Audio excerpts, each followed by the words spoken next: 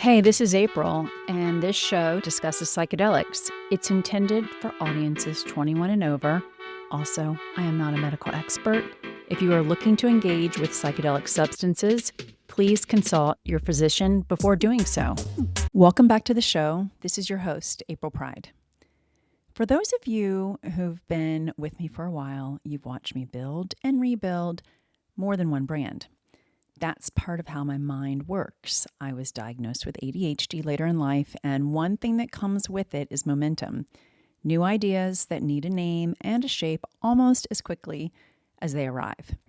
This spring, after years of building brands, I got hit with a cease and desist over the name of my most recent brand, Set. My lawyer thought we could win, but winning would have cost more than the brand was worth. I made a decision that turned out to be the right one. I stopped building around a product name and started just being me. Talking about the stuff I want to talk about related to women in midlife who are figuring a lot out for the first time and are open to psychedelics to support that journey. This episode kicks off a full month dedicated to psychedelic-informed wisdom for people over 50, delivered by psychedelic-informed people over 50. With a real focus on what women specifically are navigating in their later decades.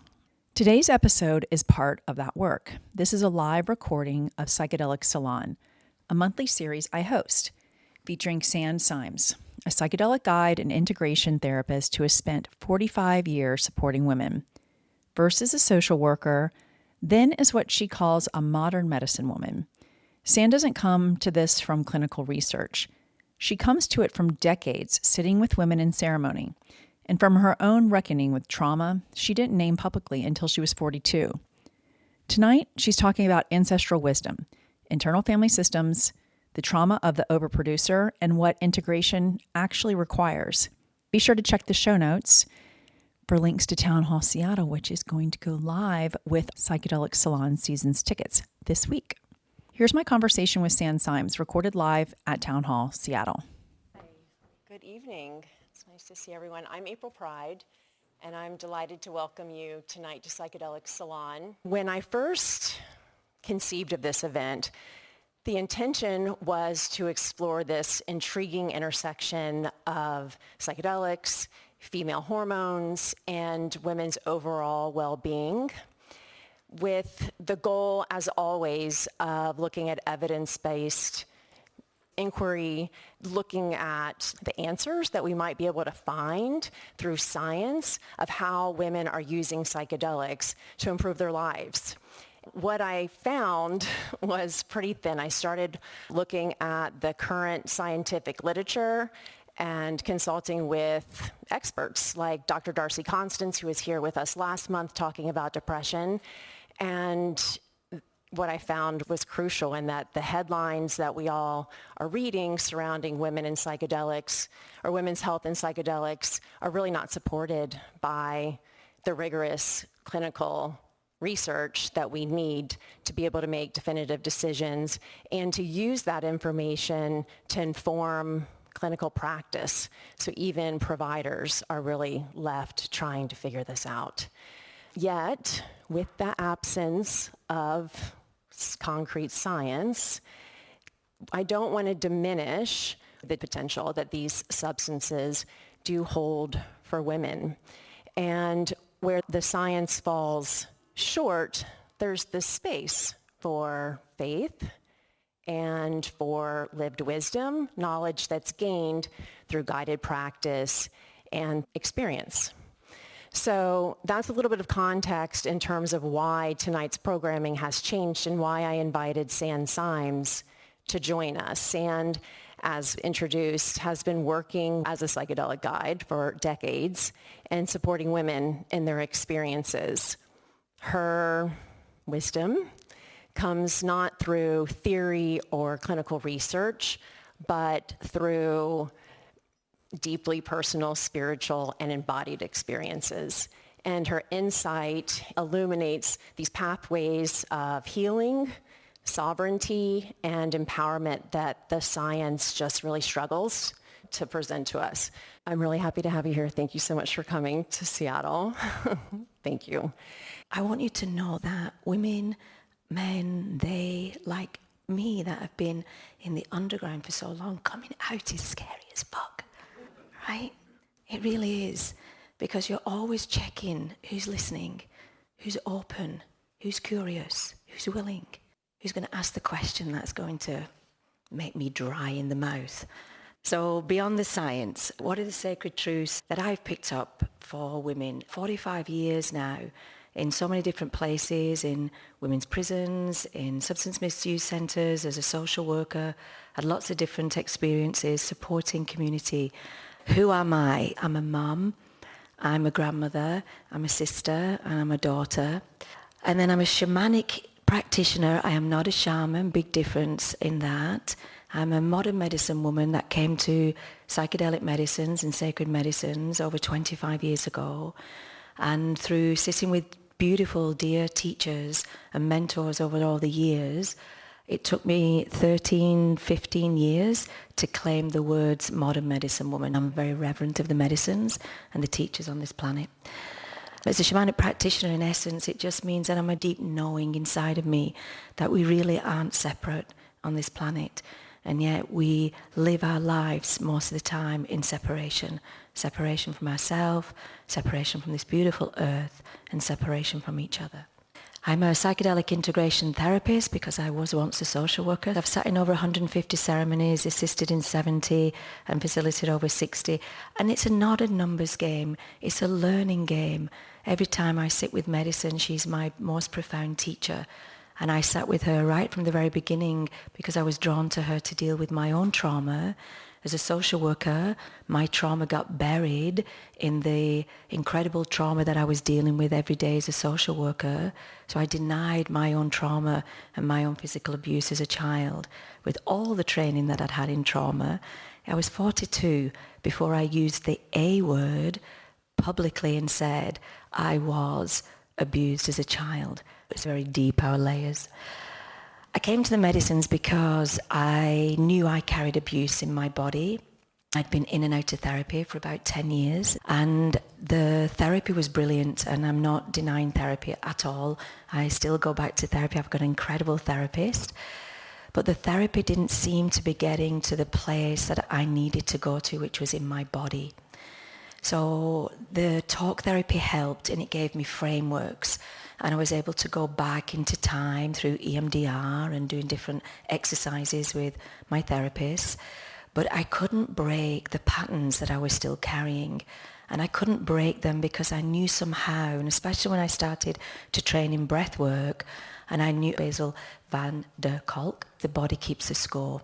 When he talked about it in terms of the tissues and the lymphatic and the nervous system, I needed another framework, and I'll introduce you to the next framework shortly, which was IFS.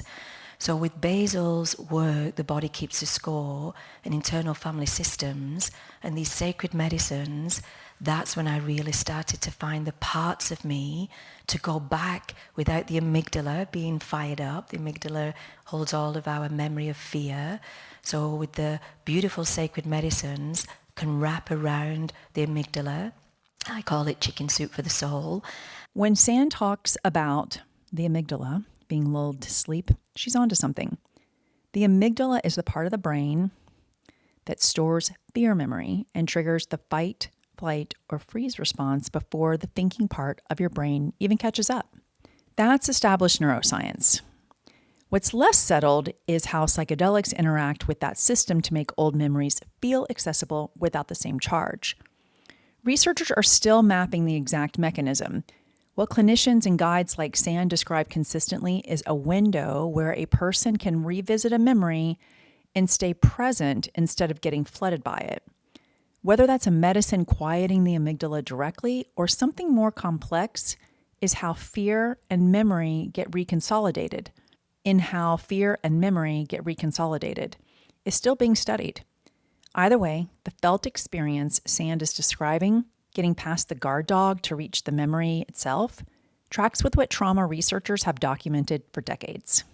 And they can put her to sleep long enough so I could creep past her, get to the place in my childhood where I'd got calcified parts of deep-rooted trauma. And it was those parts that the 2-year-old, the 13-month-old, the 5-year-old, I could get to those parts and pull those parts out with conversation whilst I was in the medicine. And that was a game changer. And that started happening for me about 25 years ago. So when I had my first medicine journey, when I sat with ayahuasca for the first time, 2 things happened for me. The first one, the medicine, the mother said, if you want to know your trauma, then you have to understand where it comes from. And so that journey was a most powerful journey where she took me not just to my trauma, but to my father's trauma, my mother's trauma, my sister's trauma, my brother's trauma, grandmother, grandfather, great-grandmother, great-grandfather, and it went on. Then it split into another lifetime. And I started to see the trauma from that lifetime.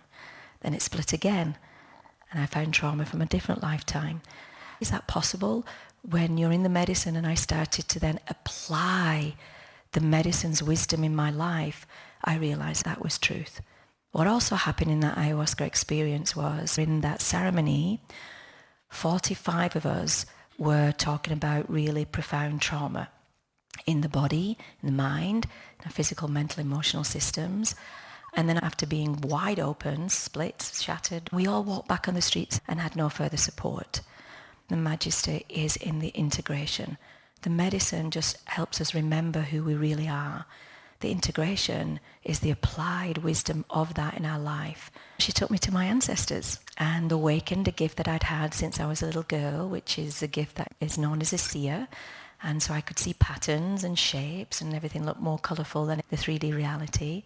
An experience at 7 years old where that gift was shut down because I was in danger. The people around me in my life didn't understand that gift. So in order to safeguard further abuse in my life, the spirit and the ancestors said, okay, now's not the time. Let's come back to her when she's 31. And it did, with a vengeance. So in my ancestral wisdom, it really is a centerpiece what I do with my work. And the very first time I sat with ayahuasca and she invited me to be with my own ancestors in many different lifetimes, and then gifted me what she called an ancestral altar, which really meant being with these beings that visit me all the time. They have been the most profound guides in my life. So why ancestors important and why for women is it more important? When as women we know we carry stories, we carry narratives. We can't speak up, we can't show up, and so we have suppression in our bodies that our brothers don't carry in the same way. I'm not saying my brothers on the earth don't have suppression in your system. You absolutely do. But women, we've been carrying suppression longer in our system, and we've only just started to get a seat at the table.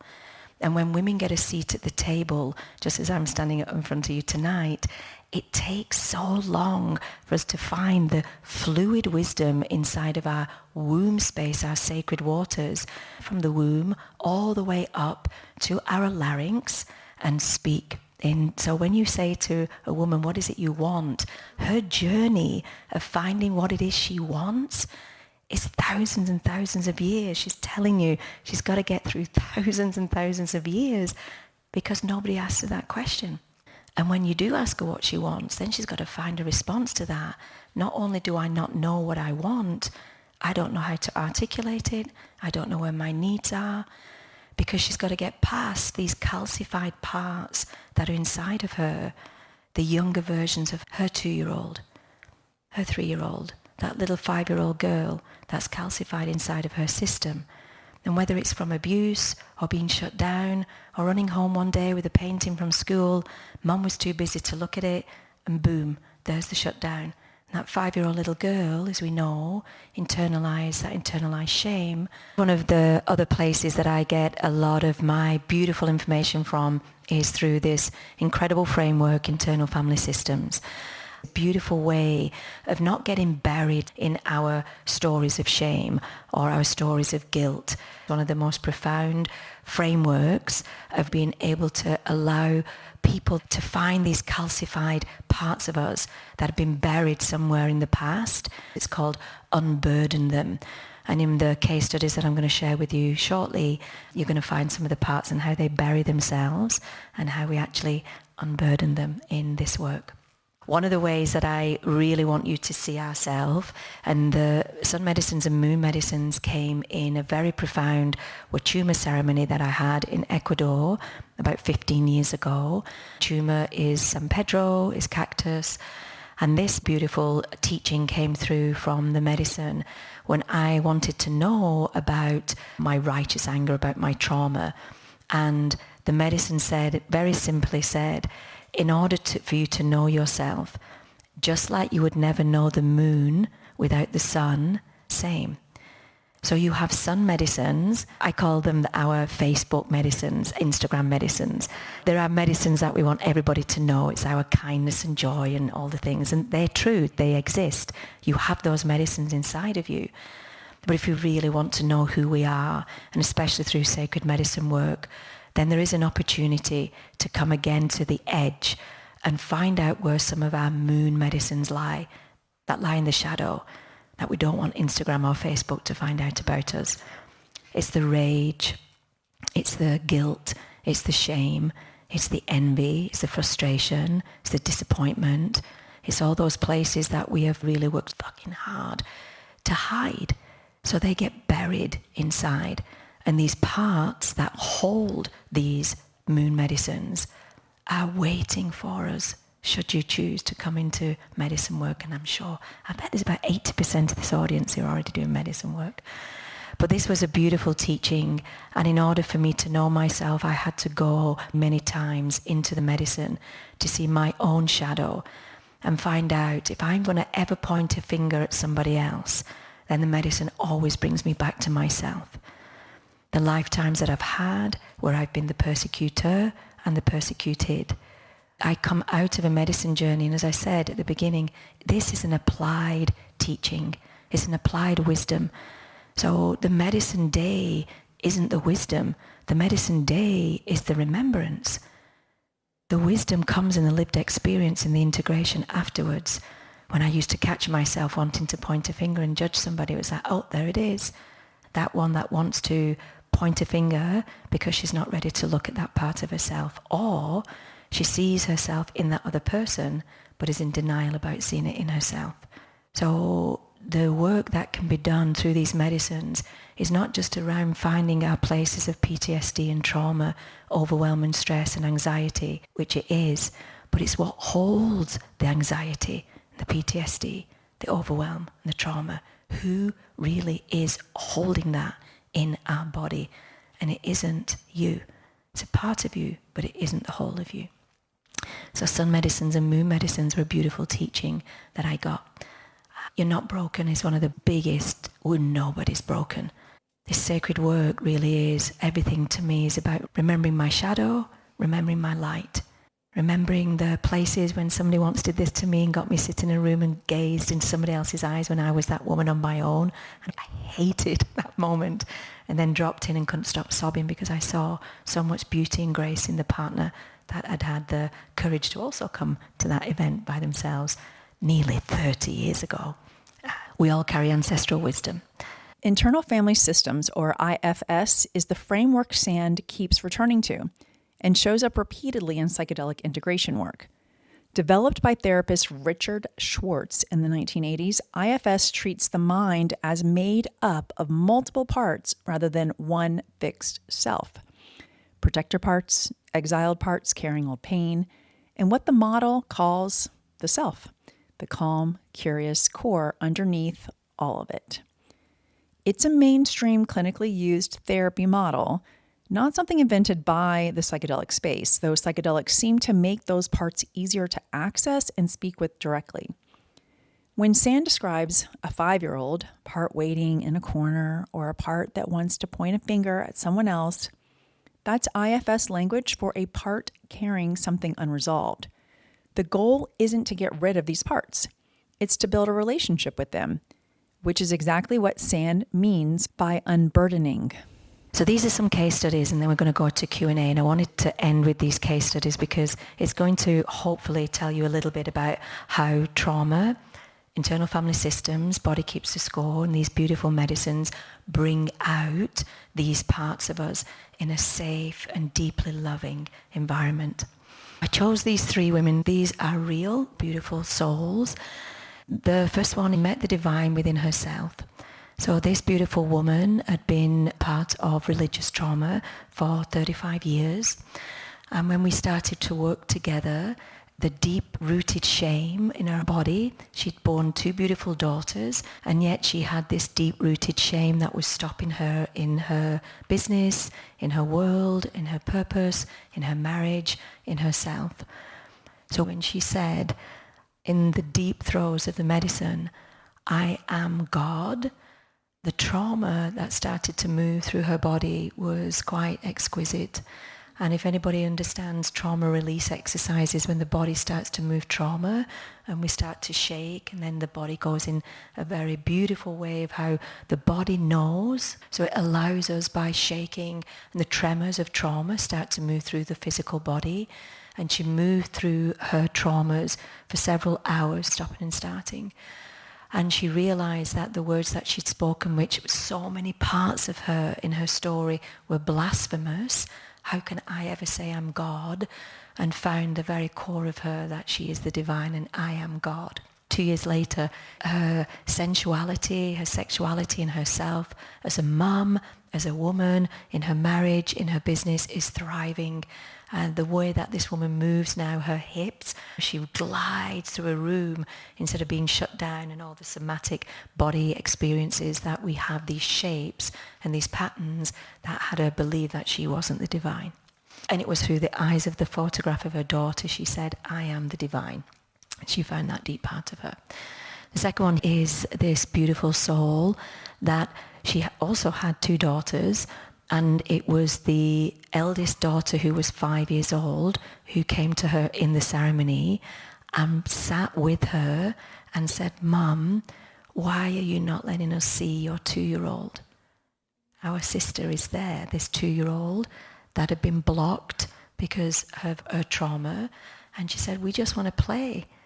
Her beautiful daughter sat in front of her, 5-year-old, pulling out her 2-year-old self and saying, I want to play, come play. And that also sent tremors of trauma through her body for quite some time. And now this woman, 2.5 years on now, deeply wired, tech industry, overproducing, has found that in her body, in her life, she's found the sacred pause. And she talks to her 2-year-old every single day. Last one, this sister had sat with me after 8 years of therapy, couldn't get to her, and again, super clear here, especially to my therapist sisters and brothers and they in the room. Therapy is great, we need it for sure, so thank you, I love you. This sister couldn't get to where she needed by the talk therapy and some somatic work she'd done in EMDR, and she also came and she was burnt out, numb, meeting her 6-year-old self, again the traumatized one, the 6-year-old self in ceremony, hidden, and the descriptions that these beautiful souls give you, they tell you where they are. They describe the wallpaper on the room from 30 years ago, 40 years ago. They tell you what was on the stove that was cooking because they can smell it. And they go right back to that place. And she brought this 6-year-old who was waiting for her, hidden in a corner. And the words that this 6-year-old said was, I've waited for 30 years for you. Where have you been? I'm here. I don't want to be here anymore. And again, she brought her back. So in that voice, and 5 years on now with this beautiful soul, 5 years on, she continues to be incredible, loving, strong advocate for women. The last piece of trauma I want to say before we move on is the trauma. It was like the devil wears Prada, right? But the devil wears Prada is this, the trauma that wears mascara. She holds so much till she can't. And this is a trauma now that's finally being really seen for what it is. And it's the trauma of the overproducer. It's the trauma of the woman that is so successful that she's got all her shit together, she's got it all zipped up, she's super successful, she's got the husband, the partner, the kids, the goldfish and the mouse, right? So she's got all of these incredible pieces of her life, and nobody would say that she's got trauma, but it's the trauma inside of her system that can't have this woman stopping. If this woman stopped, a part of her she would believe would die. I can't stop, because if I stop, I might have to face that part of me that I don't want to face. So I'll keep going for the promotion. I'll keep going for the productivity. I'll keep going. I don't want to come for a sacred pause because I don't want to find out what's inside. But this trauma, this overdoing trauma is there, and we're going to find out a lot more about it in the next 2 or 3 years. Terry Cole is a great author and a speaker on this subject. The women that really are overproducing because it is a trauma response, it isn't about success. So I wanted to end this part of my connection with you. Remember, this is not a talk. I hope for you and I it was a place to remember. And I really thank you, as I said, from the bottom of my heart, for letting me sit with you, your ancestors, and all of your parts tonight. So thank you so much. What San just named, I hear a version of it constantly in this community. The trauma of overdoing doesn't look like trauma. It looks like competence. It looks like the woman managing her career, her household, her aging parents, and everyone's emotional temperature at once, and getting praised for it the entire way. That praise is part of what keeps the pattern locked in place. For a lot of us, especially women raised to locate our value and our usefulness, stopping doesn't register at rest. It registers at risk. Terry Cole's work is worth a look if this landed for you. Terry Cole's work is worth a look if this landed for you. I'll say plainly, this isn't a personality trait or a productivity problem. It's a nervous system that learned early that stillness wasn't safe. Recognizing that is different from resolving it, but it's the first honest look most of us ever take. Thank you, Sand. It's my favorite part of the night, no offense. I love the Q&A. I love to know what you're thinking about, what Sand's remembering, has brought up for you. And we do have a mic here. You can also submit your questions on the iPad. My name is Murphy. Hey, Murphy. Were you born in Ireland? My mummy was born in... Oh, I see. Where are you from? I'm from Central Illinois. Ah, where's your ancestors from? My father's name was Patrick Murphy. He was born on St. Patty's Day. Oh. And he had 9 children with a woman whose parents had come from Italy. Oh, look at that. Called Gaelic and Garlic. Gaelic and garlic. And it's not about mysticism. Yes. It's not about magic. No, it's about the soul. And it's not surprising at all that you have chosen your way of living. And I want to honor you for that. Thank you very much. Can I hug you? Pardon? Can I hug you? That would be wonderful. I know there's Q&A and you're coming out to questions. I have to tell you this, you're going to love this. One of my beautiful experiences, when I was questioning who I was to do this work, and I've done so many ceremonies with that, my unworthiness comes up a lot in this medicine work, and I asked who I was to do this work, and the deity that came immediately in what this particular ceremony was the Queen of the Fairies. And she said in the most Gaelic, gorgeous accent, she said, "Hey, Sand, come with me. I'll show you your land, and I'll show you the shrooms, and I'll show you the leprechauns. And there is no pot of gold, because it's not about finances or money, is it? It's about love and connection." So she was a really strong medicine for me that day, and finally burnt away that I can honestly be here with these medicines. So thank you so much for that. Thank you. Hi, I'm also from Central Illinois, but I'm wondering if you can speak more about integration and maybe the key elements of integration or what should be considered, and how, if you know, when that process of integration is complete. I don't think you ever know. Do you want to stay at the mic in case you have another question? Can you explain what integration is? Let me explain that. And I don't know if you ever really can fully land it, because then there's an ending and it's never ending. And I would say for integration, because the neuroplasticity that awakens us in our physiology in a medicine journey, there is a window. Some say it's 90 days, some say it's a little bit longer. And if we can use that window of opportunity to pivot, do a teaching around the pivot, when the trigger comes in, and they will, because this medicine doesn't take everything away from us. The medicine actually opens us to remember. So integration is the day of the medicine. You start integrating all of the wisdom that you got, then you're integrating it the next day for weeks, months and years. And you can, in my experience, I'm still integrating 25 years later from some of the most powerful experiences I had 20 years ago that I couldn't make sense of at the time, wasn't aware enough inside of my own body what that teaching was being taught to me by the medicine. But on the whole, in integration, I would say it really is the most powerful part of a medicine journey. And the integration is being resourced with resources. For me, I offer breath work, meditation, guided visualizations, journaling, online materials that I've written to support the person coming out of a journey. You never leave them. You're always checking in with them. So it's regular check-ins. It's reading materials. It's making sure that they have a place to come back to when they're having a dream or something happens to them. And it's, and is this the medicine? Have I just made this up? So that they're always in that inquiry, constantly in that inquiry. And then massive celebration. If we don't celebrate every time we pivot away from an old pattern somewhere, if we don't bring it back, especially as women, back to our body and say, oh my God, you did that. There's your mother on the phone again, and she's going to trigger the shit out of you. And it's, here she is, and you feel it. And we teach this, it's like you're going to feel it because those patterns don't dissolve. The patterns are always there. So when that trigger comes up and the memory comes up to remind you, you have a choice in that moment. And I'm not particularly a religious person, but God, universe, life, she gave us free will. And I talk about this as sometimes you're going to feel like your body's been bitten by 1,000 mosquitoes and you want to itch it so bad because that old pattern is there and you're going and you're in it and you're boiling and the trigger is there, and it's like in that moment with resources and somatic practices, put your arms around yourself. Go get some ice in your hands right now. Pattern break. You have a choice.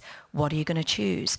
Remember, in the medicine and in integration, we work on personal workbooks, where integration pattern and resources work for you, and let's keep going with that. That didn't work. Let's try something new. Has that answered your question? Yes. Do you want to say something about it yourself? I think personally, I feel like there's a lot of energy put into the ceremony. My experience has been that I feel like I've sucked at the integration part.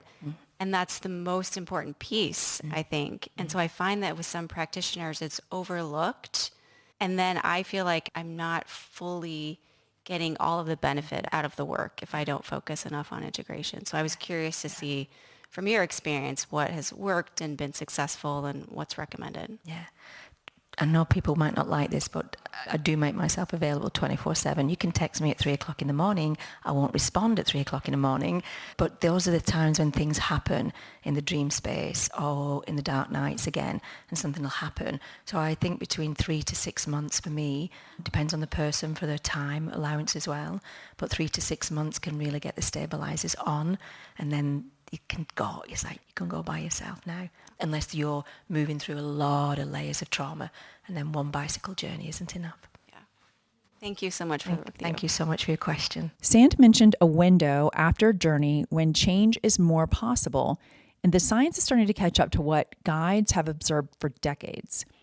Research out of Johns Hopkins and other labs has shown that psychedelics can temporarily reopen what neuroscientists call a critical period, a stretch of heightened neuroplasticity, similar to what happens in early childhood development, when the brain is unusually open to forming new patterns. That research is strongest in animal studies so far. We don't yet have precise human data on how long the window stays open or maximizes it. What we do have is a consistent pattern across integration therapists. The days and weeks immediately following a journey tend to be when new behavior is easiest to install. That's an argument for treating integration as the actual work, not an optional follow-up, which is exactly the point Sand keeps returning to during this 2025 salon and remains in the zeitgeist today. I've had a couple of journeys now. It is hard with the integration because I did a psilocybin facilitator training in Oregon, and they talk about 2 integration sessions, which does not feel like enough. Yeah. What are your thoughts on doing integration either with these tools or with a different integration coach who wasn't there at the medicine journey? I'd say 60% of people that end up finding me, just my personal experience, have a therapist. And if they do, I like to meet the therapist and we have a 3-way call. Every therapist has come into that place and they are grateful. They learn when they give the incredible intel and data about their client with love and permission, of course. We work with the resources that we have around us. So if you've got a therapist, we work with the therapist. If it's the husband, if it's the wife, it's your community, find out who the resources are in that person's life to make sure that they are set up for long-lasting, sustainable change. These patterns don't go away, they're there. We do work in resources that you can come back to. Community is everything. Community can be family, community can be friends, but if you can be in community and then you've got the people who are traveling with you and journeying with you, and even your own peer group in the facilitation. And I agree, for the record, I don't think 2 integration sessions can do it, depending on what the intention was and the level of trauma or situations and circumstances and challenges that this person is carrying into the medicine. Then that is, I call it the tail. And it's like some have a longer tail of integration, some have a shorter tail of integration. But it depends on what the presenting issues are they're bringing into the medicine. I can ask you it later, but as someone who's thinking about becoming a practitioner, I hear lots of different opinions on when are you ready to do this on your own, which I feel like I would never be ready. Yeah. You've done hundreds of things, so I don't know if that's a question for now or later, but thank you. Thank you. You can stay there, you can go back to your seat, and your medicine that you're bringing, what's your name? Stacey. It shows me that your medicine of humility, saying, am I ever ready?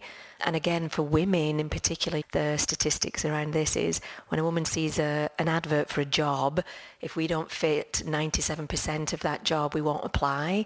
And our brothers on this planet go, 12%? Yeah, I can do this. I'm going to get in a little bit. I don't think it's 12%, but it's not much more than 30%. But I think it's about 37%. So women tend to be the more reluctant gender coming to the station. And again, our BIPOC communities, LGBTQ communities, feel all the time, I'm underrepresented here. And then again, it's another barrier. Who am I to come to the table? Who am I? And if it's called to you, if this medicine calls to you, then find somebody to believe in you and say, girl, boy, they fucking love you. Just there's something that's moving inside you. So step in there with humility, step in there and be guided, find a mentor, find somebody that can work alongside and support you. We don't come into this work at all in any other way other than like deep humility. I had a Peruvian medicine woman that I was an apprentice with her for 70 ceremonies for 16 years. So I never in a million years thought I would end up doing this work. I was a social worker. I was holding people and rocking people and crying with people and all the things. You're on the earth, you've got dirt in your mouth, you've got spit and blood, spit, tears, beautiful purging happens, and you hold somebody in that as they're going through their incredible journey of releasing something that no longer wants to be in their body. Hi, Sand. Hi, April. I had a question about how some of this work interfaces with business, because a lot of people are being called to the work and have learned more about the potential of psychedelic medicine in the last few years. I work with fungi a lot, so this is psilocybin focused. This is so situated in community and place and lived wisdom and ancestral connection. And like fungi, mycelium, they're so relational, right? Like it is such a connecting force everywhere. And people are really trying to figure out in biotech pharma, like what to abstract or what to pull out and create a business model around with varying success, right? Like it's hard. From your perspective, you've been steeped in this healing work for so long. Do you think there's a way forward for psychedelic capitalism? Do you see anybody doing it right? Do I see anybody doing it right? I do. I would say a lot of the people I see doing it would never be on a stage like this anyway. They're so deeply buried and won't come out. I see people doing it right in the rainforests of Ecuador. I see people doing it right in the jungles of Peru. I see the right people doing it in Dublin. I see the right people doing it all over the world. And I have to say, obviously, it's for we have great teachers as well and leaders who also took a lot of risk. And then they're the big kind of names that are out there, like Rick Doblin, who's been a pioneer in this work. And he's been held on a pedestal and he's been completely shamed as well. I think anybody that puts yourself out there, you've got to be open to everything. I honestly believe in, April said the word at the beginning, I didn't catch your name. Her name's Renee. Renee. My mum's Renee. So close, the same spelling, different ways. We've got to have faith. We can't do this work and not get touched without having faith. We see things that just are beyond anything we could ever fathom in our brain, in our 3D reality. And so I have to have faith that these medicines have come to our humanity at this time for bigger reasons than we are really figuring out right now. Is anybody doing it right? I don't know. There's probably more people doing it wrong and fucking up because it's still new, isn't it, for so many of us.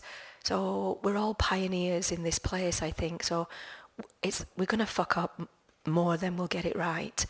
But we are going to make mistakes, but that's how we learn. I hope we learn from every shitty mistake that we make. I hope that we put it somewhere into being and into practice and it's applied so that the next generations, we can keep going with this and it doesn't get completely shut down when it's just finding its way again here. I would say you could look at the regulated cannabis industry and see that there needs to be reverence for the plant as nature intended. And Frankensteining these medicines is not going to work with human bodies long term. My question is about a scenario I've been on both sides of. Personally, you have a journey similar to the discussion around integration. You leave that journey and you go back to your normal life and your people, your tribe, and so on, who might not be as invested, experienced, or motivated around plant medicine. So you have this feeling, you have these revelations, you have these epiphanies, and you are ready to share with them, but they're not going to necessarily buy in with as much enthusiasm and support. I've also been on the other side of this, where someone comes to you and they are totally lit up and you're just, that's great. Do you have any guidance on how to help the people who are in your tribe, your circle, meet you where you're at? And or if you are in a scenario where you're not where they're at, to then go meet your people? It leads into like the integration you said, Patrick. Again, lovely Irish saying here. You don't go and give your pearls to swine. Meaning whatever the gifts that you were given, be really mindful of how you share them. Because out of context and content, then people really can't place what you're talking about. So we spend a lot of time in that integration at the end of the medicine and in the first few sessions in integration, really helping people understand the language that they might want to use. Because of course it's like a lot of people want to share with their beloveds immediately that they've just seen the Holy Grail and they've had a 6-year-old or their daughter, hey husband, our 5-year-old daughter pulled my 2-year-old child out of me and he has no reference for that. So we have to slow it down. So we work with people in terms of the language and how to frame that so that it can be understood and it can land, because the last thing you want is bringing your pearls out and it getting slammed down. And then the second one, when people come to somebody and it's startled headlights, and I've seen a lot of that, and at a part that was a purist part, that if anybody didn't come to this work that didn't feel it was reverent, I had a bit of a judgment about that. So I had to do a lot of work around not having that judgment. And I would hear people talking about the medicine in a particular way of what I'd call bro language. And it's, wow, they're not in their bodies right now, but yet they're speaking in that place. So I had judgment about that. But what I've come to understand is that's their language for in that moment that they could speak. Because nobody was helping them to land the language to say it any differently. So my judgment really it was like a biopsy really of only taking a very small piece of what they were saying, judging that, not understanding. That's all they had. So I feel that there's a lot of responsibility on the facilitator to be able to be with this part of the inquiry of how are you going to explain this when you get home? And in line of that, with the different works that I do, we have a letter for the women that we work with to send to their partner that says, when your wife or partner or friend comes home, these are some of the ways that you can help support her, he or they. And that letter has got so much beautiful feedback of, I feel that you're taking care of the person that's come to the ceremony, and I feel you're taking care of me. And that's really gone a long way. And we actually only adopted that about 2 years ago. So, and we've had profound insight from that.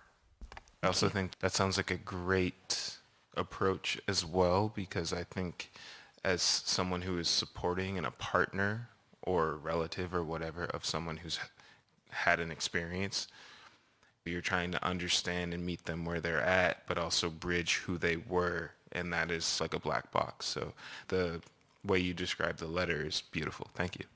That's why the science is important. I was talking to someone last night who's on the front row and has beautiful medicine that you can learn about at the merch table. And she has a background in transcendental meditation, which I studied about 14 years ago because there were over 600 studies that showed that it made an impact on your physical and mental health, a positive impact. There was no other type of meditation that could offer that type of proof. And so to be able to take proof to someone that you love that this is good, this will help, is one of the reasons why science is so important for people who don't quite get it.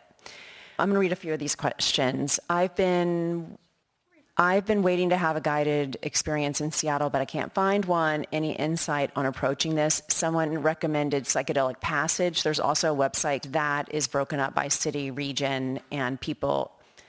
They're not vetted, but people do post their offering there. I'm also happy to talk to anybody and make recommendations. You can reach out to me afterwards, and I'll let you know, or we can communicate later. What does it mean to be prepared for a medicine ceremony? It's a lot there. Mindset, get your head right. If you go into a journey and you're not quite feeling like it's going to be your best day, you might want to postpone your journey. You need to, really. May not just be the right time, but there's a lot of work that goes into that. And then the next question is, what resources have been most helpful for you in cultivating your path as a guide? So I don't know if we're going to be able to get to these questions, but we may be able to answer them on social media later. Would you like to ask your question? Hi, I'm Kayla, and my question is, how did you find the teachers that you found? And as far as medicine, is it appropriate to take certain medicines that are very culturally specific to groups of people, particularly if they are spiritual, religious, and then they are widely desired? It's not necessarily been really healthy for the earth, for religious and spiritual communities. So you protect it, and how do you feel the medicines that you work with, how do you feel like you have reverence for that, or how do you choose what feels right and resonant for you and help others discern that as well? I don't work with ayahuasca. I do not work with those medicines at all. I work with the medicines of remember my fairy guide. Those are my Celtic roots, so I feel very connected in my ancestral lineage working with psilocybin in that way. And MDMA and LSD. I don't work with any of those medicines. But your question points to, which is what Stacey was saying as well, is when are you ready? So in that makeup, if you're being called to this work, why? And why are you called to this work? And what are the medicines that you feel are calling you? And then to me, do ceremony with those medicines and talk to them over time. I'm called to you. Tell me why you are so alive in me. Tell me why I feel so connected to you. Find the resonant field inside of me of having something here that I believe that I'm being called to. Is it me? Is it my imagination? Is it my ego? Where am I here? And in terms of like misappropriation, cultural misappropriation, I would never touch a medicine that is damaging to the earth or damaging to a group of people, ever. How did you find The first teacher I tried to find as I was having these visitations, I went knocking on the Catholic church door, as a good Catholic girl would, right?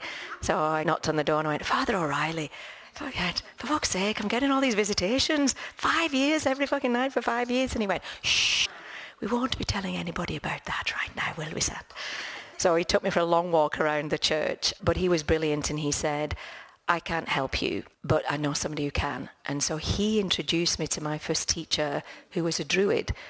And he helped me to find all my Celtic ancestors and find out what was inside of me there.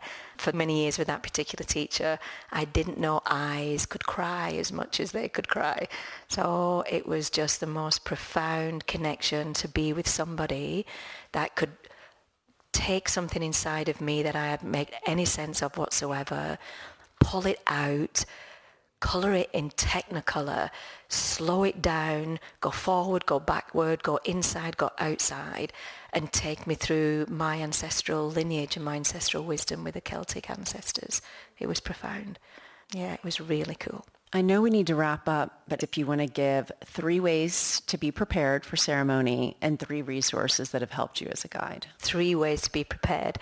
April said the first one, which is setting, which we know. It's the mindset. And then the setting. And setting tends to be seen as the environment that you're sitting in. It's so much more than that. Find your teachers and the people who are going to sit with you and ask them questions. How long have you been working with this medicine? How many people have you taken through this medicine? You want to find the facilitator who has been as close as he, she, they can be to the presenting issue that you are bringing to the table. And you don't have to have the trauma or the life experience of the people you're working with, but you want to have some like really profound tuning fork of resonance that you understand trauma or you understand creativity in the way that they're presenting. So do your due diligence, find your facilitators, and shop around, guys. Go to one and then go, okay, that's a set of questions. Then go and find somebody else and see whether you resonate with that teacher, with that facilitator. And if you don't and something feels off, don't do it. Really, don't do it. Try not to do it too quickly with friends or spouses or partners. Sometimes it can be great. But if you're coming into the work at the beginning, just be careful with that one because you're in the medicine and they're not. That can sometimes be a little bit tricksy. So talk to me. If that's somebody in the audience that want more information on that, come talk to me. How do you prepare? You can't fully prepare for your journey. You really can't because we live in the world of uncertainty and enough variables in medicine work that how much you prepare, you will never fully 100% be prepared for your journey and be prepared for that as much as you possibly can, meaning how much can you sit in the uncertainty. But underscoring April's point is please prepare as much as you can with due diligence, the right facilitator, the right time. My sisters, your moon time is massive. So look at your moon time and make sure if we've got IUDs and things like that and haven't got a moon time, haven't had one for 10 years, then you really need to know about that. You need to know how you're going to find different places your body is going to release and where you're going to find your sacred waters. The luteal phase is the most ideal time to take large doses of psychedelics because your hormones are the most balanced at that time. 3 resources become a guide. Pray, meditate, sit with the medicine in your hand and don't ingest her, but get to know her. And do that over days or weeks or months until you start a communication with her of her wisdom.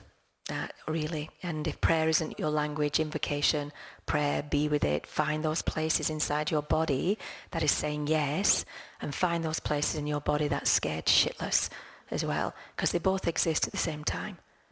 Sand and I both touched on cycle timing in this recording, and I want to be straight with you about where the science actually stands.